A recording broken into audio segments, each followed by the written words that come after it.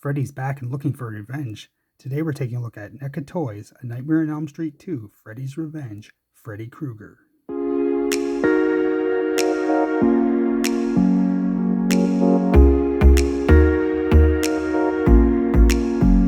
Welcome back. Now before we take a look at Freddy and his packaging, a question for you down in the comments.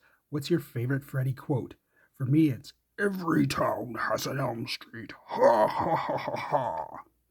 But let me know what yours is down below. So looking at the packaging, we have the poster art here.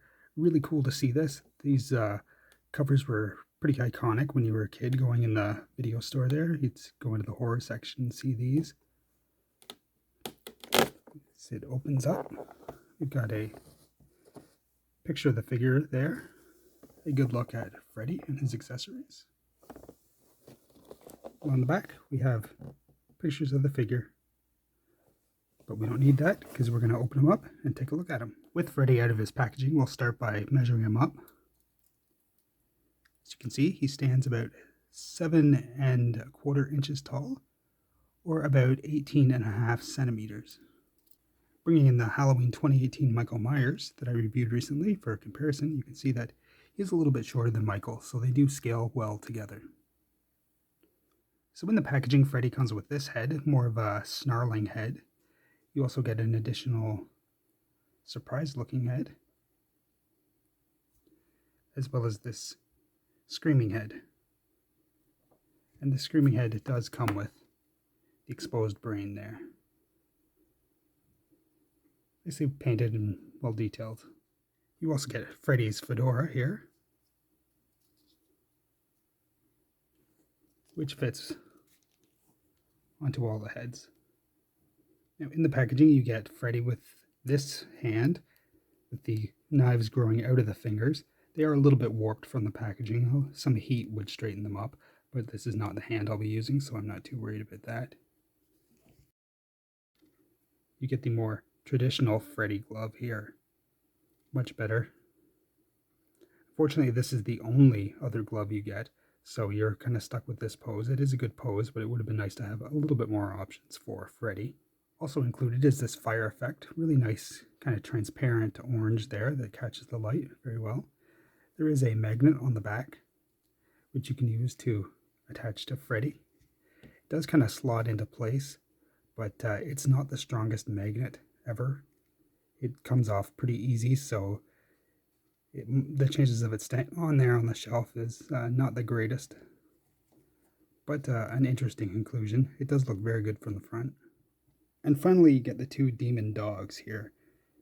Not much articulation with them. The heads turn. The legs are static.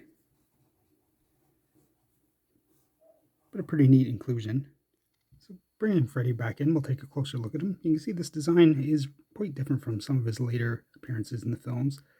He doesn't quite have the pizza face with the pink spots on him. He's a much rougher, meaner look before they kind of softened him and made him into more of a practical Joker. Still a very cool design.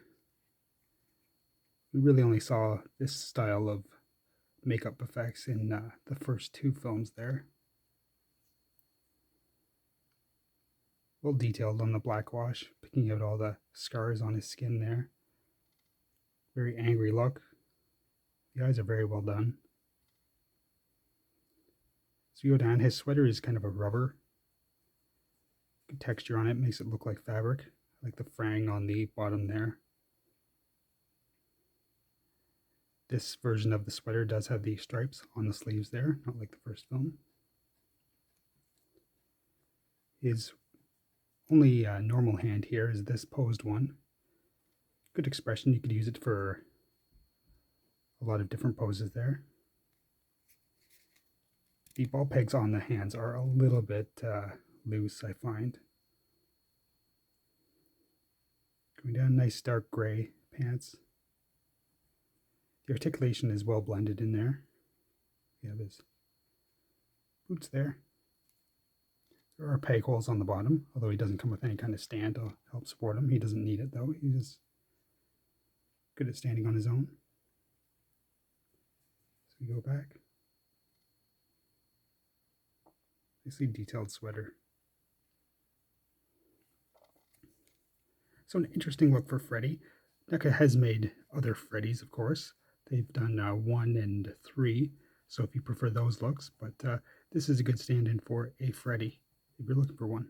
Turning to articulation, NECA has gone for looks over functionality for Freddy. So he's not the most flexible figure, but we'll see what he's got. The head is on a ball peg. That's as far up as it goes. It does have a decent look down. Got the side-to-side tilt there. The arms do rotate 360 degrees. You can put them out like that.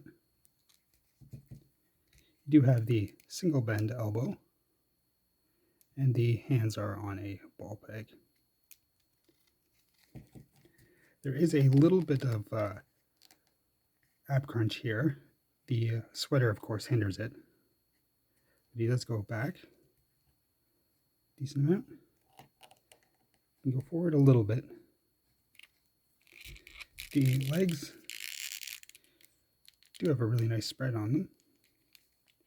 You can kick forward like that. They will rotate all the way around, but it's a little awkward looking.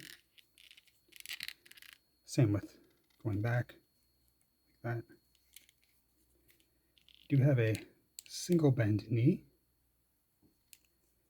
The foot does have a little bit of rotation, no real up and down. So not the most flexible figure, but Freddy's just going to be standing there most of the time anyway, so you can get some decent poses out of him.